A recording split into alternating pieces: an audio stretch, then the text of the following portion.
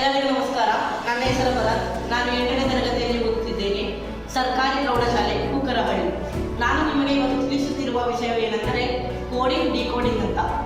ಏನಂತ ಕೇಳಿದರೆ ಅಂದರೆ ALT ಎಂಬುದನ್ನು DQW ಎಂದು ಬರೆಯಬಹುದಾದರೆ COW ಎಂಬುದನ್ನು ಹೀಗೆ ಬರೆಯಬಹುದು ಎಂದು ಕೇಳಿದ್ದಾರೆ.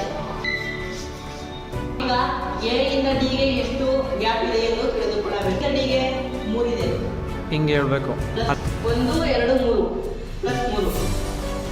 N ಇಂದ Q 1 2 3 E ಇಂದ W ಪ್ಲಸ್ 3.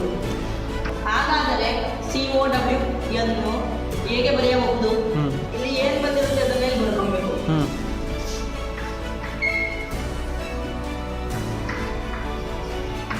ಈಗ C ಪ್ಲಸ್ 3 ಮುಂದೆ ಹೋದ್ರೆ ಎಷ್ಟು ಬರುತ್ತೆ ನೋಡಬೇಕು. ಈಗ D E F 3 1. O ಇಂದ ಪ್ಲಸ್ 3 ಮುಂದೆ ಹೋಗ್ಬೇಕು. P Q R ಅವನ್ನ ಬಿಟ್ಬಿಡ್ಬೇಕು, ಅದನ್ನ ನೀವು ಲೆಕ್ಕ ತಗೊಂಡ್ಬಾರ್ದು.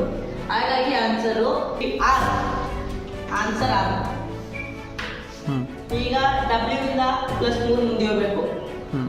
ಈಗ W ಇಂದ 3 ಮುಂದೆ ಹೋದ್ರೆ Z ಬರ್ತದೆ, ಹಂಗಾಗಿ answer Z.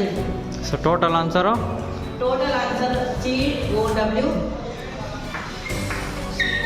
R answer FRZ ಇದರ ಆನ್ಸರ್ ಇದು. ಹಾಗೆ ತಿಳಿಸಿರುವಂತೆ ನಾನು ಪ್ರಶ್ನೆಗೆ ಆನ್ಸರ್ ಮಾಡಿ ತೋರಿಸ್ತೆ. ಹಾಗಾದ್ರೆ ನಿಮಗೆ ಈ ಪ್ರಶ್ನೆಗೆ ಆನ್ಸರ್ ಗೊತ್ತಿದೆ, ನೀವು ಕಮೆಂಟ್ ಅಲ್ಲಿ ತಿಳಿಸ್ಬೇಕು. ನೀವು ಅದಕ್ಕಿಂತ ಮುಂಚೆ ಪ್ರಶ್ನೆನ ಕ್ಲೀನಾಗಿ ಅರ್ಥ ಮಾಡ್ಕೊಳ್ಬೇಕು. ಏನಂತ ಕೇಳೋದಂದ್ರೆ HOME ಅನ್ನು IQPI ಎಂದು ಬರೆದರೆ ಅದೇ ಭಾಷೆಯಲ್ಲಿ STEM ಅನ್ನು ಹೀಗೆ ಬರೆಯಬಹುದು ಅಂತ ಪ್ರಶ್ನೆ ಕೇಳಿದ್ದಾರೆ. ನೀವು ಅದನ್ನ ಪ್ರಶ್ನೆನ ಮೊದಲು ಅರ್ಥ ಮಾಡ್ಕೊಳ್ಬೇಕು. ಆಮೇಲೆ ಹಾಗಾದ್ರೆ ಈ ಪ್ರಶ್ನೆಗೆ A ಆನ್ಸರ, B ಆನ್ಸರ, C ಆನ್ಸರ, D ಆನ್ಸರ ಅಂತ ಕಮೆಂಟ್ ಮಾಡಿ ತಿಳಿಸಿ. Thank you.